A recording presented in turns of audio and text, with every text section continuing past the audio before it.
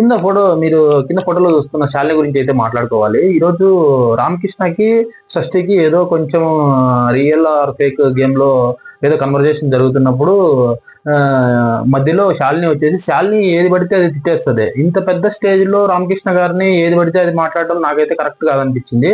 అక్కడ కన్వర్జేషన్ జరుగుతుంది, తను చెప్తున్నాడు ఇట్లా ఈ వేలో నాకు వీళ్ళు రియల్ అనిపిస్తున్నారు, ఇక్కడ నాకు వీళ్ళు ఫేక్ అనిపిస్తున్నారు అని మాట్లాడుతున్నప్పుడు శాలిని మధ్యలో ఇంటర్ఫీర్ అయిపోయి శాలిని టాపిక్ వచ్చింది, డిఫెండ్ చేసుకోవడం వేరు. బట్ ఏది బట్టి అది మాట్లాడడం ఇంత పెద్ద స్టేజ్ లో రామకృష్ణ కూడా ఏమీ మిస్బిహేవ్ చేయట్లేదు. సో ప్రతి ఒక్కరితో బాగానే మాట్లాడుతున్నాడు, ఎక్కడ మాట జారట్లేదు. సో మాట జారని అక్క అనే పిలుస్తున్నాడు. సో ఏది పడితే అది మాట్లాడడం నాకైతే ఎందుకు కరెక్ట్ గా అనిపించలేదు. మీకు ఎలా అనిపించిందో చెప్పండి. సో రామకృష్ణ గేమ్ మాత్రమే మాట్లాడుకోండి. ఏది పడితే అది మాట్లాడేసి ఇంత పెద్ద స్టేజ్ లో తనకి కూడా కొంచెం ఉంటది కదా. సో ఇందులో నాకైతే శాలిని ఎందుకో కరెక్ట్ అనిపించలేదు. సో మీకైతే ఏమనిపించిందో కమెంట్ బాక్స్ లో కమెంట్ చేయండి.